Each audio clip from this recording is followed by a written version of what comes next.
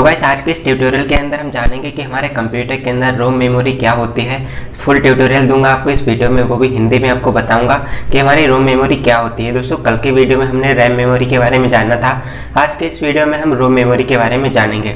अब दोस्तों अगर सबसे पहले हम बात करते हैं रैम मेमोरी की परिभाषा के बारे में, तो गाइस यहाँ पर लिखा है रैम, जिसे रीड ओनली मेमोरी के नाम से जाना जाता है, को अस्थायी मेमोरी भी कहते हैं। यानी कि दोस्तों रोम मेमोरी का full form read only memory होता है और दोस्तों इसको स्थायी मेमोरी भी कहा जाता है, जिसको अंग्रेजी में हम लोग नॉन वोलेटाइल मेमोरी कहते हैं।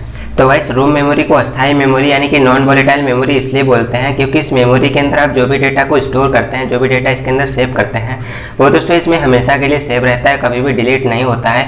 फिर ऐसे में भले ही आपकी पावर सप्लाई कट हो जाए, आपका कंप्यूटर अचानक से बंद हो जाए, लेकिन दोस्तों जो हमारी रैम मेमोरी होती है उसके अंदर ऐसा नहीं होता है। अगर आपका कंप्यूटर अचानक से बंद हो जाता है, पावर सप्लाई कट हो जाती है, तो वहाँ पर दोस्तों रैम अपना सारा डेटा लॉस कर देती है, उसके अंदर सारा डेटा डिलीट हो जाता है। लेकिन जो हमारी रोम मेमोरी होती है उसके अंदर ऐसा कुछ भी नहीं होता है, उसमें दोस्तों जो भी डेटा आप सेव करते हैं वो हमेशा के लिए सेव हो जाता है।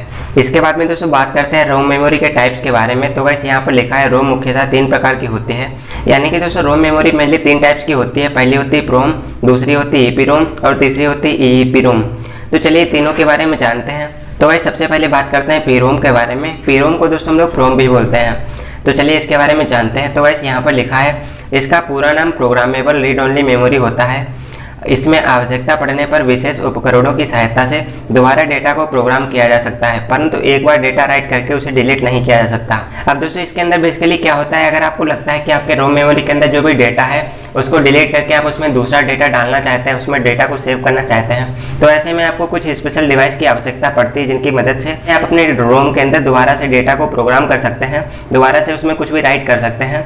लेकिन दोस्तों इसके अंदर क्या होता है, दोस्तों यहाँ पर अगर एक बार आप डेटा को राइट कर लेंगे तो उसके बाद में आप उसको दोबारा से डिलीट नहीं कर पाएंगे। यानी कि दोस्तों आप इसको सिर्फ एक बार ही राइट कर सकते हैं और उसके बाद में उसमें राइट किया गया डेटा आप डिलीट नहीं कर सकते। इसके बाद में गाइस बात करते हैं ईपीरोम के बारे में। तो गाइस ईपीरोम के बारे में यहाँ पर लिखा है इसका पूरा नाम erasable and programmable read only memory होता है। यह दोस्तों प्रोम का हायर वर्जन होता है। इसमें यूवी रेज की सहायता से राइट किए गए डेटा को डिलीट करके फिर से राइट किया जा सकता है। अब दोस्तों इसका बहुत सिंपल सा मतलब कि जो आपकी प्रोम मेमोरी थी ये उसी का हायर वर्जन है। यहाँ पर आप क्या करते थे, आप अपने डेटा को दोस्तों राइट करने के बाद उसको डिलीट नहीं कर सकते थे, लेकिन यहाँ पर आप दोबारा से डेटा को राइट करके उसको डिलीट कर सकते हैं। और दोस्तों ईपीरोम के अंदर आप अल्ट्रावायलेट रेज की मदद से राइट किए गए डेटा को, यानी कि जो अपने डेटा को पहले से लिखा था उसको दोस्तों आप डिलीट कर सकते हैं और उसके बाद में आप फिर से अपने डेटा को राइट कर सकते हैं। और अगर आप उसको फिर से डिलीट करना चाहते हैं तो आप फिर से अल्ट्रावायलेट रेज की मदद से उसको डिलीट कर सकते हैं और फिर से अपने डेटा को राइट कर सकते हैं। इसके बाद में गाइस बात करते हैं हमारी लास्ट टाइप के बारे में, जो कि हमारी ईईपीरोम है। तो चलिए जानते हैं इसके बारे में। तो गाइस यहाँ पर लिखा है इसे electrically erasable and programmable read only memory कहते हैं। इसे मदरबोर्ड से निकाले बिना विद्युत के जरिए ही डेटा को राइट और रिमूव किया जा सकता है। यानी कि दोस्तों यहाँ पर बेसिकली प्रोम के अंदर क्या होता था, प्रोम में आप किसी स्पेशल डिवाइस के थ्रू अपने डेटा को राइट कर सकते थे, और इसके अंदर ईपीरोम के अंदर क्या होता था, आप अपने डेटा को राइट कर सकते थे और साथ में उसको इरेज भी कर सकते थे, उसको डिलीट भी कर सकते थे। अब दोस्तों यहाँ पर बेसिकली क्या होता है, यहाँ पर इलेक्ट्रिसिटी के माध्यम से, यानी कि दोस्तों यहाँ पर आप कुछ डिवाइसेस लगाते थे, यहाँ पर दोस्तों आप अल्ट्रावायलेट रेज का इस्तेमाल करते थे और यहाँ पर आप इलेक्ट्रिसिटी की सहायता से यानी कि इलेक्ट्रिकली अपने डेटा को रिमूव कर सकते हैं और राइट भी कर सकते हैं। अब दोस्तों इसको आप बिना मदरबोर्ड से निकाले इलेक्ट्रिसिटी की सहायता से यानी कि इलेक्ट्रिकली इसके अंदर आप अपने डेटा को राइट कर सकते हैं, उसको रिमूव कर सकते हैं। अब दोस्तों ईपीरोम को आप बिना सीपीयू के मदरबोर्ड से निकाले इसको इलेक्ट्रिसिटी के जरिए आप अपने कंप्यूटर में लगे ही आप अपने डेटा को राइट कर सकते हैं, उसको डिलीट कर सकते हैं, उसको फिर से राइट कर सकते हैं, फिर से डिलीट कर सकते हैं। तो गाइस यहाँ पर क्या होता है, यहाँ पर इलेक्ट्रिसिटी का इस्तेमाल किया जाता है डेटा को राइट करने के लिए।